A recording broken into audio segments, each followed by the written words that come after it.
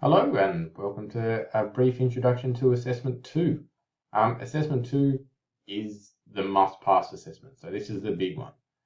It's worth 50%, but once again, there is no need to stress. We will be working through this together in the weeks leading up, and we're going to have an entire session on week 7 just dedicated to getting our head stuck into this assessment. Now, as you can see, it's about strategic planning in a digital space. The first component is developing a buyer persona. So I'm only asking you to pick one. So essentially, for those who are unfamiliar with the term buyer persona, it's pretty much like a target audience.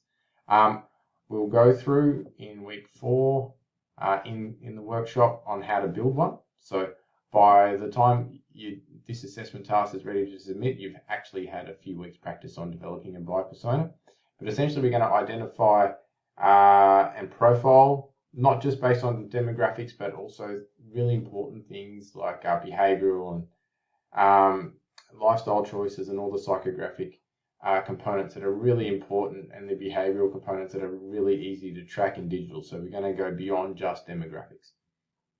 The second part is going to be around setting digital objectives. So again, in our workshops, we will practice on how to write smart objectives, understand SWOT, what PESTLE is, and how they are going to be really useful in writing our objectives. So we'll practice in class, we'll practice on the forums, so there's no need to stress about that. And we don't need that many, we only need between 1 and 3 objectives really for this particular campaign planning.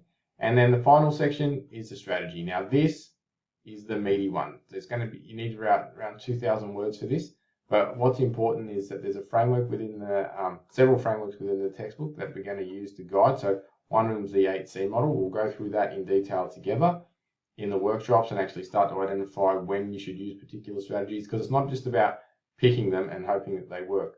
There's a method behind actually strategic selection that we'll go through both in the Moodle books, in the strategy Moodle book, and also in the workshop. So we'll work through what strategies work best under what conditions in regard to what objectives.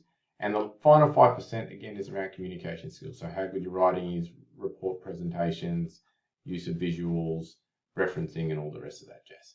So this assessment's actually really fun. We learn a lot out of this assessment task. So look forward to working with you between weeks 4 and 7.